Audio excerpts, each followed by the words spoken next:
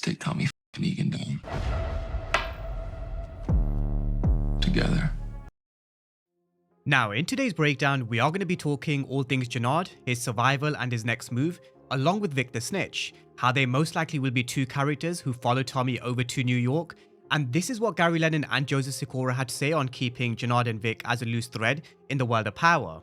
I love that we left a couple of loose threads to pull forward, and you know, Joseph and I and Stars, when we discuss Legacy, we have a great number of options to pull from, including Jenard and Vic, and they definitely are in discussion, but we'll see where they land.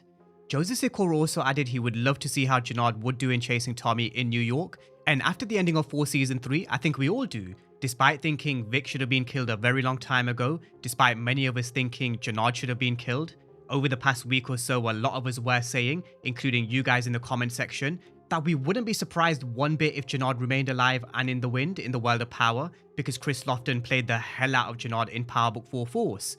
He really was one of the standout performers and the best that we've seen in a very long time.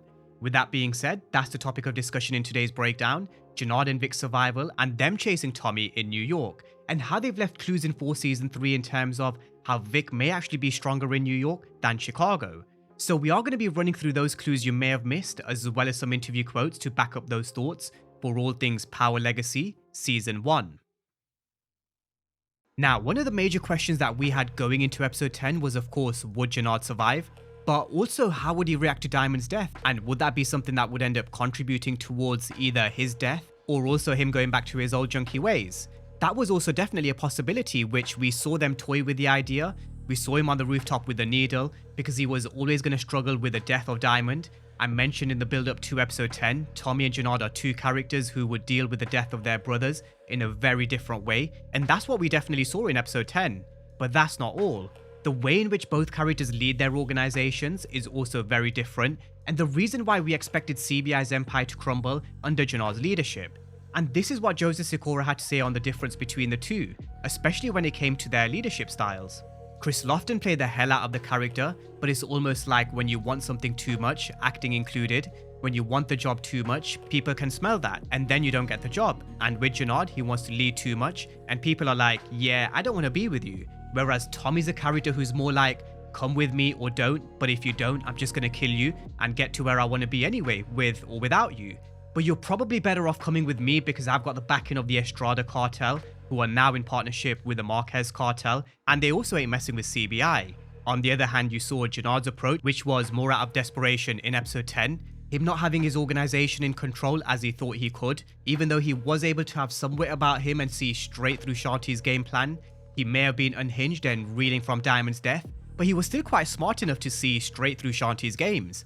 However, it doesn't take away from the fact that Jenard isn't the leader that he thinks he is, and that was always going to be his downfall.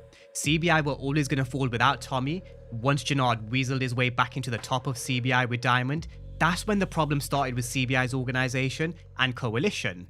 You can argue that Tommy and Diamond did have their problems, but they also worked very well together to an extent, because together they built a very successful coalition and infrastructure in Chicago.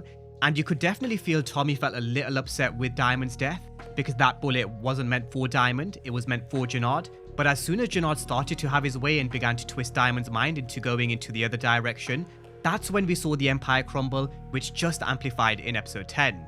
He killed Raheem, albeit he was the snitch within their organization. He then lost Grayskull to Tommy, and then later he lost the SODs, the DSDs, and then we saw Bones and Big Smurf follow, because they all blamed Jenard for the downfall of CBI. His obsession with Tommy, they weren't blaming Tommy for Diamond's death, they were basically blaming Jenard. Now, one thing I do actually have a slight problem with is, I find it very difficult to believe Tommy would just leave Chicago and go to New York without dealing with Jenard first. Because this is a man who killed JP, not only Tommy's brother, but D-Mac's father. And he did tell D-Mac in episode 10 that they definitely will get Jenard. And the Tommy that we know, he would never stop and just leave without getting revenge. But the fact that he is leaving to New York without dealing with this problem first, it doesn't feel quite like something Tommy would do. Tommy no doubt did win half the battle because he is the king of Chicago, but he still hasn't avenged JP's death. And him leaving Chicago with Jenard in the wind, in this particular city, that's a big risk on a couple of fronts. Number 1, D-Mac. Number 2, you just never know how Jenard could be a problem for his organization in Chicago. And number 3, the problem that he could cause in the future by chasing him to New York. Now, on number 1, D-Mac, we know how much he wanted Jenard dead. You saw the look on his face. He grabbed his piece shortly after the funeral to go and hunt Jenard down. This is a kid who still wants revenge because he has a score to settle. And well, after episode 10, that still hasn't changed. I'm sure D-Mac would still want revenge on Jenard, so what's stopping him from going rogue when Tommy goes to New York with Tariq and going after Jenard, which may end up with him being in trouble?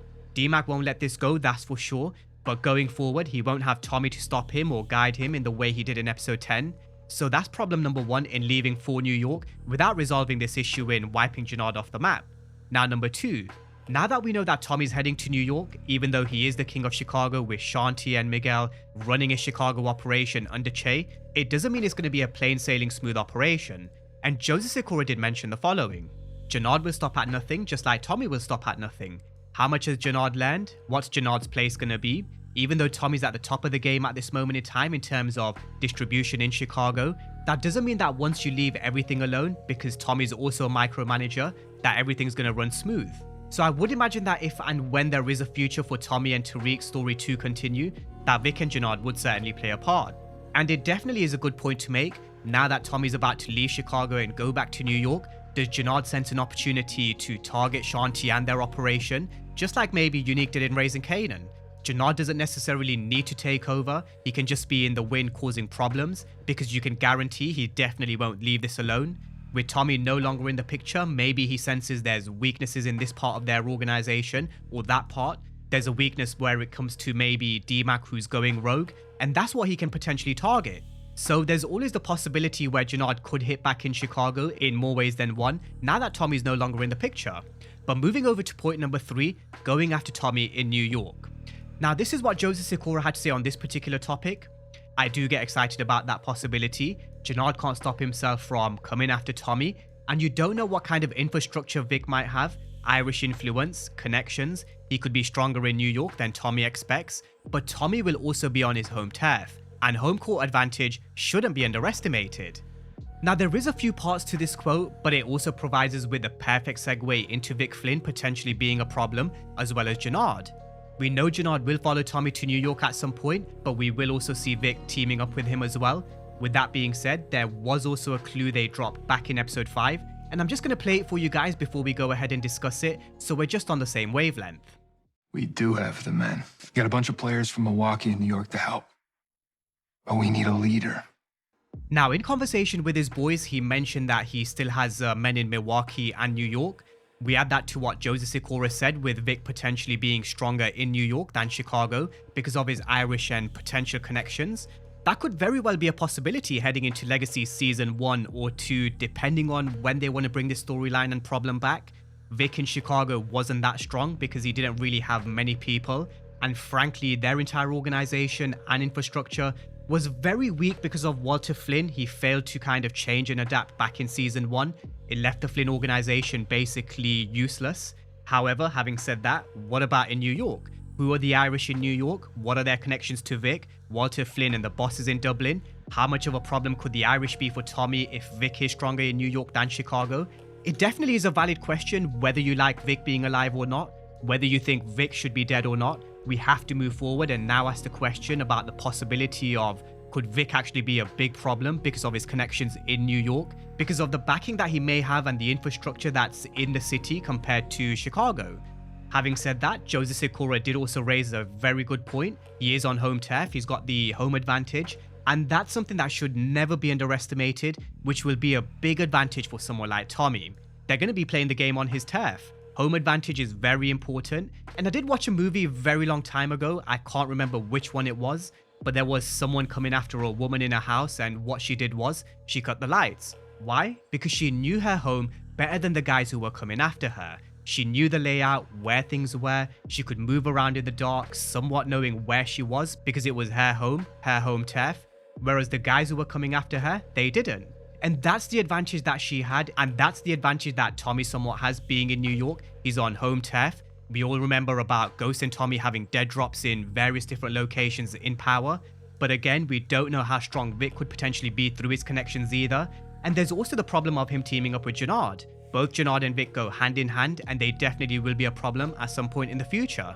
But that's a wrap for Jenard and Vic Flynn's next move. With what we know at this moment in time and a few clues and Easter eggs, I do think they've left as breadcrumbs. For example, having more Irish backing in New York. I think it's definitely going to be intriguing to see where they fall in terms of the story going forward. They definitely will be back, but at some point I do also expect Tommy to also deal with them as well. With that being said, that's where we're going to wrap things up. Drop all your thoughts down below in the comment section, and as always, thank you guys for watching, and I'll see you next time.